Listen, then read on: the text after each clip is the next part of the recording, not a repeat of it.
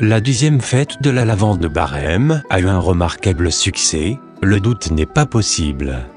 Vraiment tous les ingrédients étaient présents, un soleil tonique et radieux, un présentateur, Sébastien Gallo toujours aussi percutant, professionnel, bien informé et fort sympathique, Sébastien quoi. Une des originalités de cette fête de la lavande ici à Barême, c'est ce stand-là. Nous viennent de Castellane, produits naturels à base de plantes. C'est le nom Planta Délice, cueilleurs, producteurs, artisans. Venez, les représentants de Clumant, j'ai vu les représentants de Boulon, j'ai vu les représentants d'Ipoix avec une jolie personne. Laurent aussi.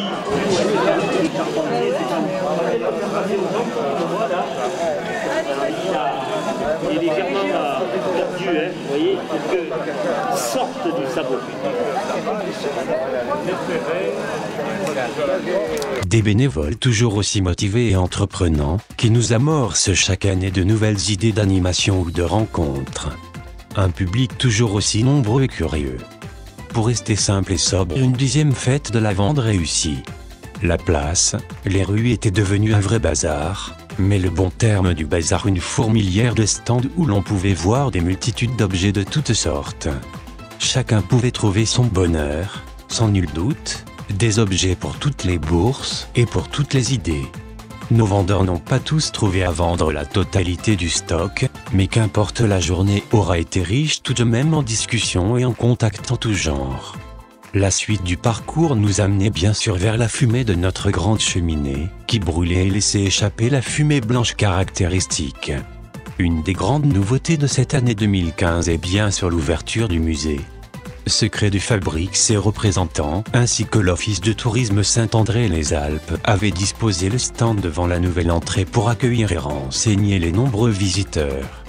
Le va-et-vient sera incessant tout au long de la journée et chacun pourra pour la modique somme de 3 € découvrir le large panel de la richesse, de la technologie sur le travail de la distillerie de lavande au fil du temps. Que dire de plus, le mieux est de tout de même de passer pour voir, sentir, humer et s'imprégner de la couleur lavande. Non loin de là se trouvait le marché des artisans et des commerçants. Ici on pouvait en trouver des choses merveilleuses, des mets délicats, des fournitures que l'on ne trouve nulle part ailleurs, que du bonheur pour les yeux et les senteurs. Au cœur de la salle de la distillerie, on pouvait s'émerveiller avec les présentations des métiers anciens par des automates plus vrais que nature. Un vrai moment de plaisir autant visuel que sonore. Le moulin des automates, avec Jean-Jacques Robert le créateur. Sébastien Gallo, l'animateur, posait quelques questions à Jean-Jacques Robert, le créateur des automates.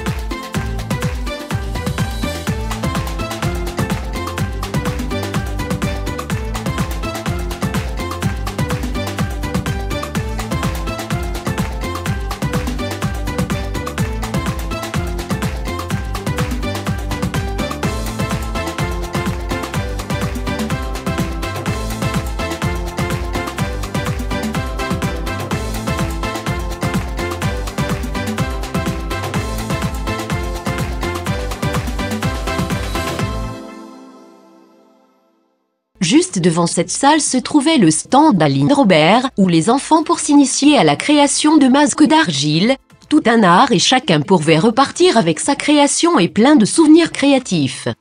Tout au long de ce long parcours, on pouvait rencontrer les saltimbanques à 5 sous, qui donnera des fourmis à tous, et certains ne résisteront pas. La distillation restera bien sûr l'animation phare tout au long de la journée. Le commentateur tiendra la foule en haleine pour chaque pressage. À quelques mètres de là, on trouvait les installations de vannerie d'une association dynamique où une trentaine de bénévoles créent lors de leur rencontre une multitude d'ouvrages standards, mais aussi des objets un peu atypiques. Ici, nous sommes dans la bonne humeur. Les adhérents partagent leur savoir avec dynamisme, ce qui permet une grande créativité. Qui est installée à Bradas. Nous nous rassemblons tous les 15 jours dans la salle polyvalente. Cette association existe depuis maintenant 16 ans. Elle a été fondée par mon épouse et moi-même. Et nous sommes 38 vanniers et une douzaine de piqueuses qui font du bouilli provençal et du piquet de Marseille. La partie vannerie, nous recrutons quand il y a de la place. Là, comme nous sommes 38 actuellement et que la salle polyvalente n'est pas bien grande, on est obligé de se restreindre. Donc on est pour l'instant 38. Nous organisons tous les ans un stage sur un week-end pour la formation de ceux qui ne connaissent rien du tout à la vannerie, parce que l'association recrute des personnes qui ont quelques rudiments de vannerie. La vannerie à base d'osier en particulier, l'osier qu'on peut trouver soi-même dans la campagne, dans les bordures de rivières, dans les adous, ou qui peut se commander aussi chez des agriculteurs professionnels comme en Haute-Saône. Nous faisons donc des activités tous les 15 jours, la journée continue, et les animations, comme ici à Barème, les animations à Marcoux, à Barème, à Digne, à la Foire à l'Âne, un peu dans toute la région. En passe-temps, mais ce n'est pas une formation, hein, c'est simplement une animation. On pouvait rencontrer divers métiers d'antan qui font remonter les souvenirs à certains et rappellent certains savoir-faire ancestral pour d'autres. Je me présente, je suis le facteur d'une association qui s'appelle l'I-Provençal. On représente les métiers d'antan, certains qui ont disparu, certains qui existent encore. Bon, le facteur il existe encore, il a 100 ans mais bon, il est toujours d'actualité. Voilà, toujours fonctionnel. Voilà, bon, dans les métiers, nous avons la femme qui fabrique le bon café avec la vieille chaussette au feu de bois. Et où elle est la chaussette? Ah, elle est dans la cafetière. Elle est là, regardez, elle l'a lavée, là, vous allez la voir. Notre doyenne, notre première, l'association a 20 ans déjà. Il a une vingtaine d'années. Et elle fait partie de la doyenne qui fait la confiture avec des fruits de saison. On adore revenir à chaque fois à Barème. On a des endroits où on aime bien venir, il y a des endroits où on est un peu moins apprécié. Genre les grandes villes, là, c'est des petits villages, tout ça, on est très apprécié.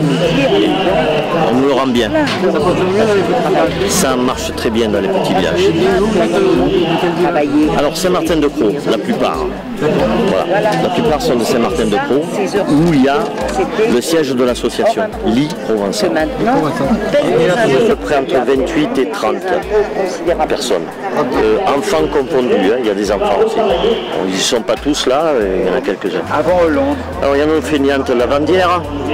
C'est la Vendière de mauvaise langue, de mauvaise vie, qui disent que des bêtises. Tout au bout du pré, on pouvait retrouver les gestes précis et agiles du maréchal Ferrand, qui fera la démonstration du travail avec la forge à charbon. Comme il le dira aux visiteurs, ce n'est plus ce genre d'instrument qu'il utilise tous les jours, les temps de chauffe sont beaucoup plus longs, maintenant on est passé au gaz, c'est cela la modernité, on court après le temps, le rattrape-t-on ? De plus, les fers sont achetés préformés suivant les dimensions du pied du cheval. Le maréchal Ferrand ne fait que les ajustements avant la fixation sur le pied de l'animal. Là aussi c'est une question de temps et de travail. Comme vous pouvez vous en douter, ce stand a reçu un très grand succès tout au long de la journée.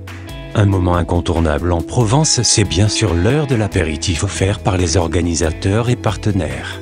Avant cela, il y a bien sûr le moment indispensable, incontournable, les discours. Ces moments où l'on met en avant les bénévoles, les partenaires, les financeurs. Les remerciements, moments essentiels pour mettre en avant le travail de l'ombre de tous les bénévoles, de tous les gens qui participent pendant de longues heures à l'organisation. Il faut penser à tous ces coups de téléphone, toutes ces lettres, toutes ces rencontres, toutes ces réunions qui ont permis que la fête soit belle et réussie. Cela vaut bien quelques minutes de patience sous le soleil torride. Ensuite, tout le monde sera invité sous l'ombre bienfaitrice des ombrages pour savourer les collations bien méritées. Il était l'heure ensuite de trouver un peu de place chez nos restaurateurs favoris. Ils auront tous eu une journée intense, une journée sans nul doute très bénéfique au niveau commercial.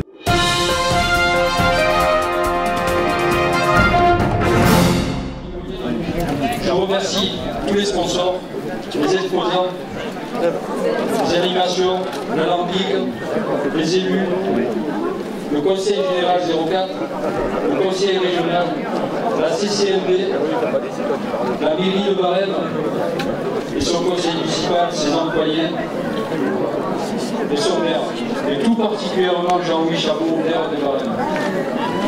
La lavande s'annonce très bien, s'annonce comme encore une fois un vif succès. Roger, Sébastien, bravo, encore une fois bravo. Vous avez fait revivre la lavande à Barème, bon. Et vous retransformez Barème aujourd'hui en capitale de la lavande.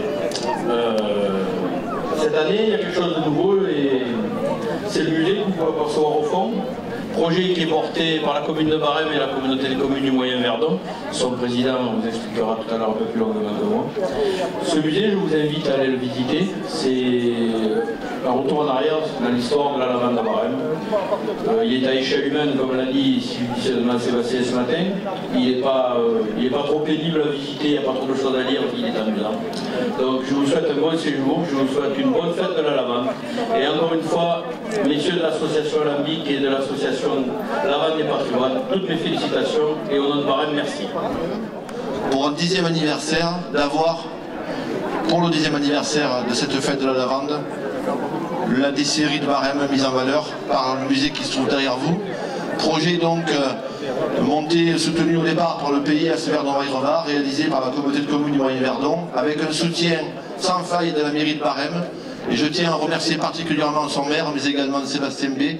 et Roger Périsnard, qui ont été les 3 chevilles ouvrières au niveau de la mairie de Barème pour donner le résultat que vous voyez là. Remercier bien entendu toute l'équipe de l'association, remercier évidemment Thomas Duboeuf qui est là, remercier les personnes qui travaillent, Rachel, remercier Delphine qui est à l'accueil, mais aussi remercier le personnel de la communauté de communes, à savoir le directeur qui est présent, Bernard Molling, et également Jérémy Sulias, et j'espère avoir oublié personne.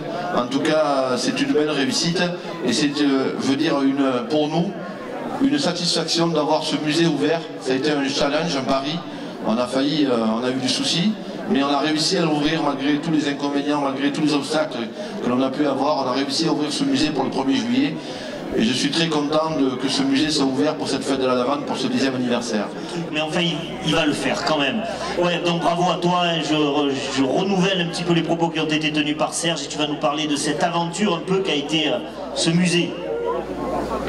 Eh bien, bonsoir à tous, donc je suis président de l'association Les Alambics.